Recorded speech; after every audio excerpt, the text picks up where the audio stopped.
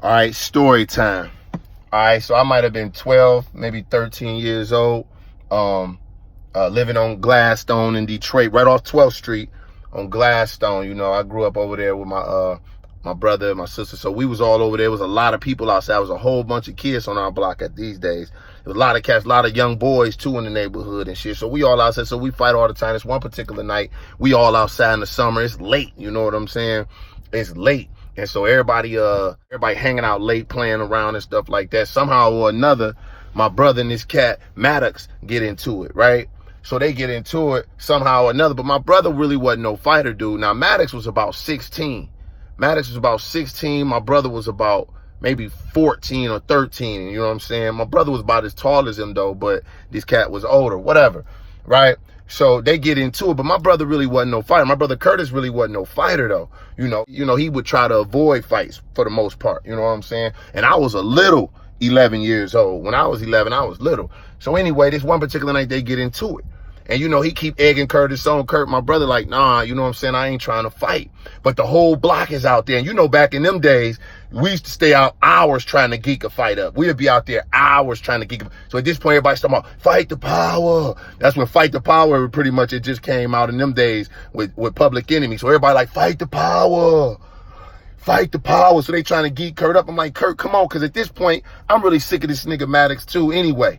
I'm really sick of this nigga too anyway, you know what I'm saying? He always try to say little slick shit to my brother. I was too little for the nigga.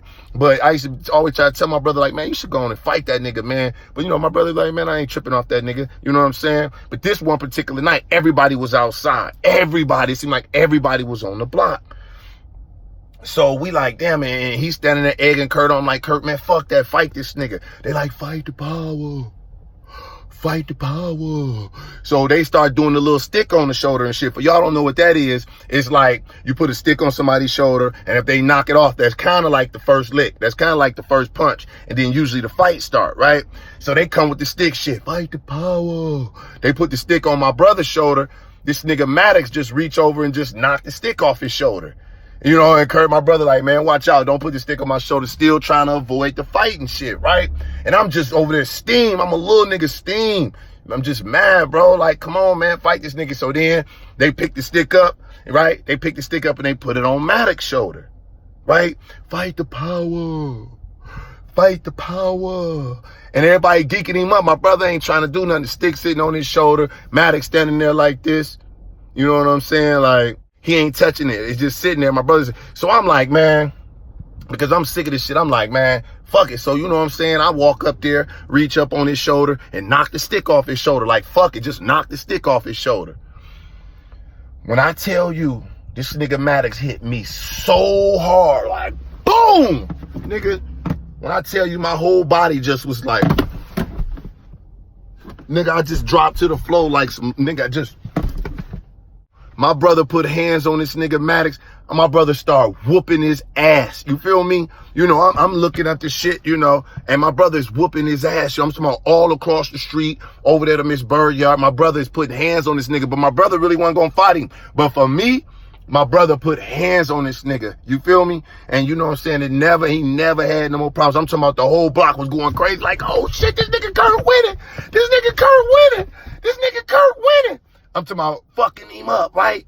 It was one of the days that was like a breakthrough for my brother. You know what I'm saying? Time, he still wasn't no fighter after that. But niggas wasn't really fucking with him like that. And you know, he probably wouldn't have did that shit all day. We'd have been out there for hours.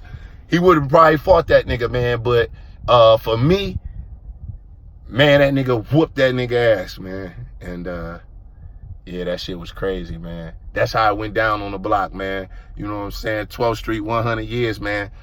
Nigga Maddox hit me hard than a motherfucker, man.